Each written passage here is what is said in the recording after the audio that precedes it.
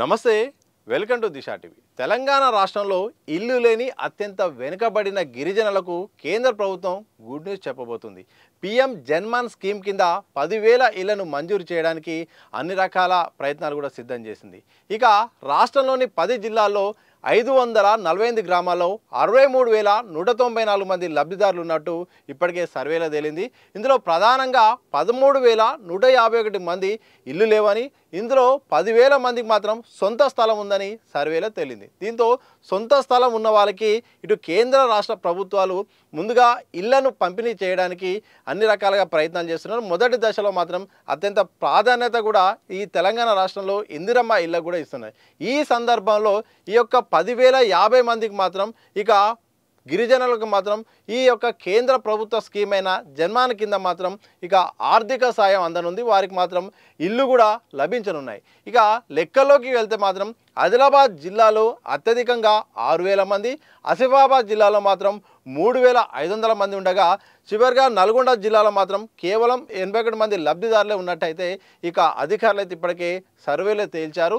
So వీళ్ళకి మాత్రం ఇక 10,050 మంది లబ్ధిదారులను గుర్తించి కేంద్ర ప్రభుత్వం అయితే మాత్రం ఇళ్ళనైతే మంజూరు చేయబోతుంది. ఇక ఒక్కొక్క ఇంటికైతే ఇప్పటికే తెలంగాణ రాష్ట్ర ప్రభుత్వం అయితే ఇందిరమ్మ స్కీమ్లో భాగంగా 5 లక్షలు ఇస్తున్న సందర్భంలో కేంద్ర ప్రభుత్వం అయితే పీఎం ఏదైతే ఆవాస్ కింద మాత్రం 72,000 సాయాన్ని అయితే ఒక్కో ఇంటికి ఇస్తుంది.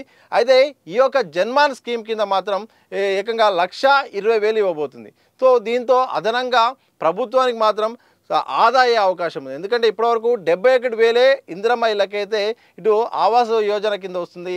ఈ యొక్క జన్మాన్ స్కీమ్ మాత్రం 1,20,000 రావడంతో ఆ రాష్ట్ర ఖజానాపై మాత్రం చాలా ఆదాయ అవకాశం అయితే కలిగింది. భారం కూడా తగ్గే అవకాశం అయితే కనిపిస్తుంది. ఇక ఒక్కొక్క రాష్ట్ర ప్రభుత్వం ఇప్పటికే ఇందిరమ్మ ఇళ్ళకు అత్యంత ప్రాధాన్యత ఇస్తుంది. ఇప్పటికే 2వ విడత సంబంధించిన లిస్టును కూడా ఇప్పటికే విడుదల చేసింది. దీంతో పాటు కేంద్ర ప్రభుత్వ సహాయం కోసం కేంద్ర ప్రభుత్వం ఏదైతే ఆ పీఎం ఆవాస యోజన కింద ఉన్న నిబంధనలను పూర్తి స్థాయిలో అమలు చేస్తే కేంద్ర సహాయం కూడా ఈ యొక్క ఇందిరమ్మ ఇళ్లకు వచ్చే అవకాశం ఉండడంతో ఆ యొక్క విధి విధానాలను ఇక్కడ పూర్తి స్థాయిలో అమలు చేయడానికి అధికారులు ప్రయత్నిస్తున్నారు. అందులో భాగంగా 400 నుండి 600 చదరపు లోపే అడుగుల్లోపే ఇల్లు నిర్మాణం తప్పకుండా ఉండాలని ఇప్పటికే గృహ నిర్మాణ శాఖ లబ్ధిదారులకైతే ఖచ్చితమైన నిబంధన అయితే స్పష్టం చేస్తుంది. ఆలోపు ఉన్న వారికే లబ్ధి జరిగే అవకాశం ఉందంటూ కూడా పూర్తి స్థాయిలో ప్రకటన చేస్తుంది. ఇక గిరిజనులు చాలామంది కూడా సొంత ఇల్లు కోసం ఎప్పటి నుండో ఎదురు చూస్తున్నారు. ప్రధానంగా 10 జిల్లాల్లో ఆదిలాబాద్లో ఎక్కువగా ట్రైబల్స్ ఉన్నారు. అందులో భాగంగా చాలామంది ఇళ్ళ కోసం ఎదురు చూస్తున్నారు. ఆ కోసం ఎదురు చూస్తున్న నేపథ్యంలో కేంద్రం అదనంగా రాష్ట్ర ప్రభుత్వానికి ఈ జన్మాన్ స్కీమ్ కింద మాత్రం వీళ్ళను లబ్ధిదారులను అత్యంత వెనుకబడిన గిరిజనులను గుర్తించి వాళ్ళకు అవకాశం ఇవ్వడంతో రాష్ట్ర ఖజానాపై భారం తగ్గనుంది. ఎట్ ది సేమ్ టైం కేంద్ర రాష్ట్ర ప్రభుత్వాలు సొంతింటి కళ నెరవేర్చాలి, లబ్ధిదారులకు అందించాలనే ఒక ఉద్దేశం. అందులో ప్రధానంగా జన్మాన్ స్కీమ్ అయితే ఏదైతే ఆదివాసులు ఉంటారో అత్యంత వెనుకబడిన ఆదివాసీలకు అభివృద్ధి జరిగే కోణంలో మాత్రం ఈ యొక్క జన్మాన్ స్కీమ్ ఏర్పాటు చేయడం. ఈ స్కీమ్లో భాగంగా 10,000 మందికి తెలంగాణ రాష్ట్రంలో లబ్ధి జరగబోతున్న నేపథ్యంలో ఒక రకంగా కేంద్ర రాష్ట్ర ప్రభుత్వాలు దీనికి సంబంధించిన ఏర్పాట్లు కూడా చేస్తున్నాయి. ఇక త్వరలో మాత్రం విధి విధానాలు అయితే వచ్చే అవకాశం ఉంది. లబ్ధిదారుల ఎంపిక కూడా పేర్లు కూడా రాబోతున్నాయి. ఎవరెవరికి రాబోతున్నాయి దానికి సంబంధించిన పూర్తి అప్డేట్స్ కూడా త్వరలో రాబోతున్నాయి. ఏదేమైనప్పటికీ ఇటు రాష్ట్ర ప్రభుత్వం ఇటు ఇందిరమ్మ ఇళ్ళ పథకానికి అత్యంత ప్రాధాన్యత ఇస్తుంది. ఇక కేంద్ర ప్రభుత్వం పీఎం ఆవాస్ యోజన కింద ప్రాధాన్యత ఇస్తుంది.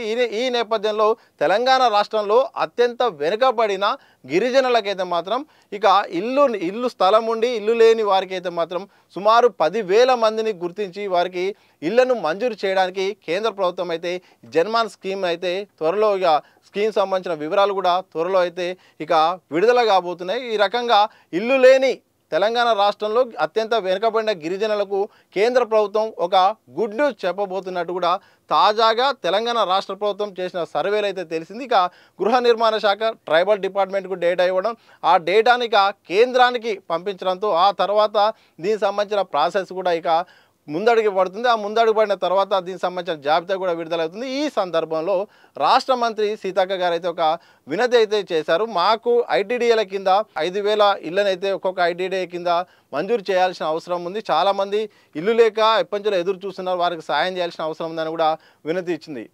మొత్తానికి గిరిజనులకు మొత్తానికి ఒక 10,000 ఇళ్లను కేంద్ర ప్రభుత్వం జన్మన్ స్కీమ్ కింద అయితే విడుదల చేయడానికి మంజూరు చేయడానికి అన్ని రకాల కసరత్తులు అయితే చేసింది.